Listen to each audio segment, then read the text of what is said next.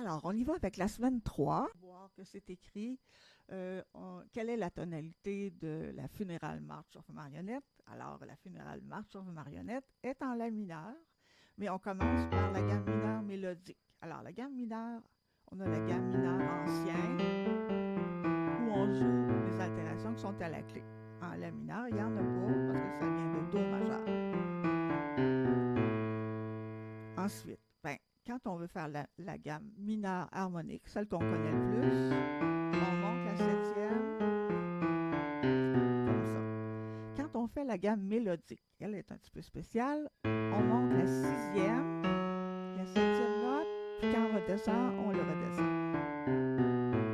Donc, on commence par la mineure mélodique. Alors, donc, jouer main séparée jusqu'à 47, de 40 à 47, donc c'est dans le bas de la page. Main ensemble, attention aux articulations. Donc, on va commencer avec la main gauche, on va dire le nom des notes. Mi, fa, sol, la, si, mi, la, si, mi, la, sol,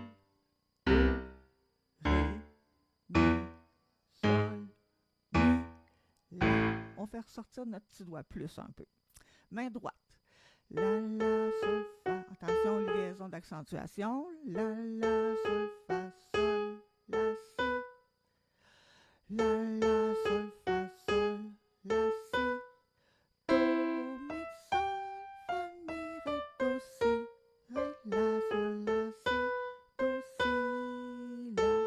Alors, les notes, quand ils ont une barre dessus, ça veut dire qu'on les garde toute la valeur. Alors, les mains ensemble, lentement.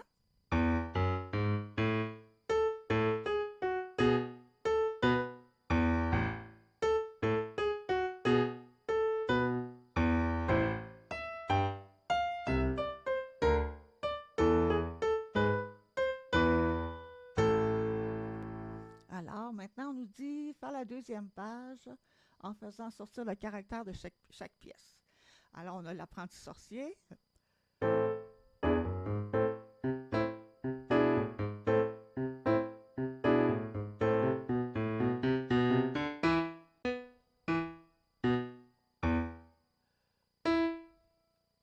La famille Adams.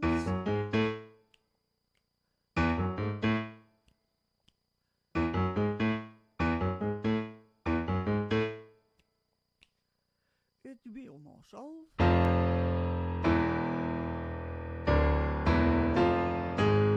Change de pédale à chaque fois.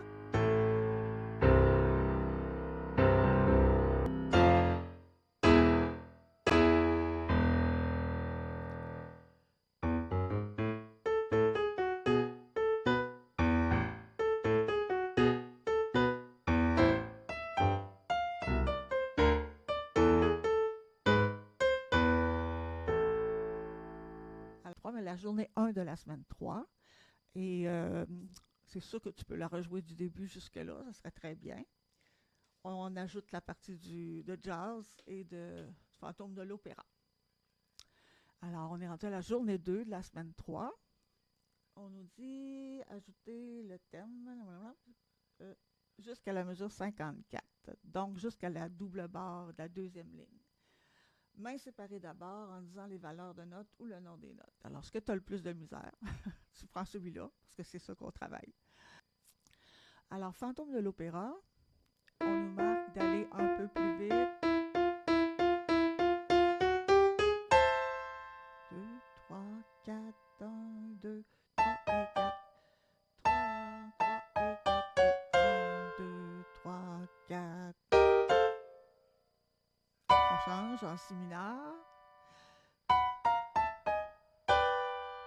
3, 4, 4, 3, 4, 1, 2.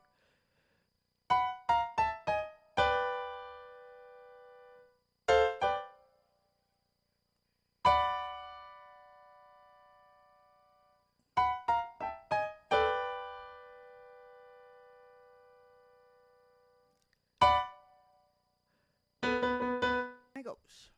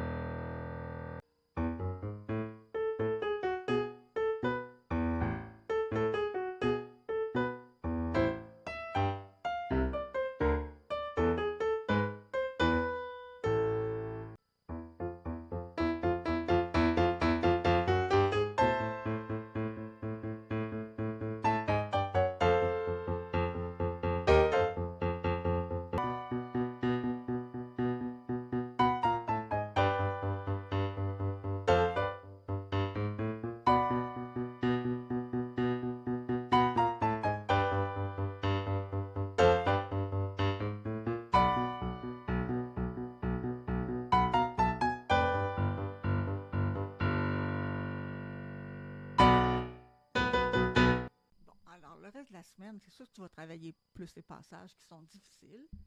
Alors, pour finir les deux premières pages, augmente graduellement la vitesse. Assure-toi que tous les passages qui accrochent soient pratiqués, mais séparés lentement en augmentant la vitesse graduellement pour arriver à la vitesse finale de la partie. Il faut que tu exagères tous les éléments, les notes longues, les coupures, les nuances, les staccato, les martellato. Alors, tout ce que tu dois faire ressortir, exagère-le pour que ça reste quand tu vas le jouer devant quelqu'un. Ça nous aide à imprimer dans notre cerveau le besoin, à chaque fois qu'on arrive à un endroit, comment le jouer. Alors, c'est important de l'exagérer. Monte la vitesse comme monte les vitesses comme c'est possible. Alors, ça se peut que tu ailles un peu moins vite que moi, mais c'est pas grave. L'important, c'est de ne pas dépasser ces vitesses-là. Ce sont des repères et tu peux jouer plus lentement si tu veux un peu. Alors, n'oublie pas de donner le caractère propre à chaque petite partie. Ça donnera vie à ton medley. Faire chanter les notes de la mélodie en jouant de façon bien ancrée, comme un minou dans son coussin. Ajoute, quand c'est prêt, la troisième page de la même façon. Chaque partie doit être commencée par le passage hésitant. À chaque pratique, okay, à chacune de tes pratiques, tu commences par les passages que tu as indiqués. Moi, je te conseille de les indiquer au plomb. Puis que quand tu le rejoues, ben, tu effaces qu'est-ce qui est corrigé.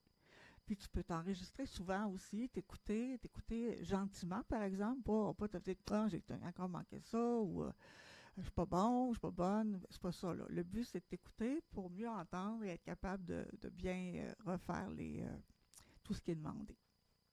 Alors, voilà pour le medley.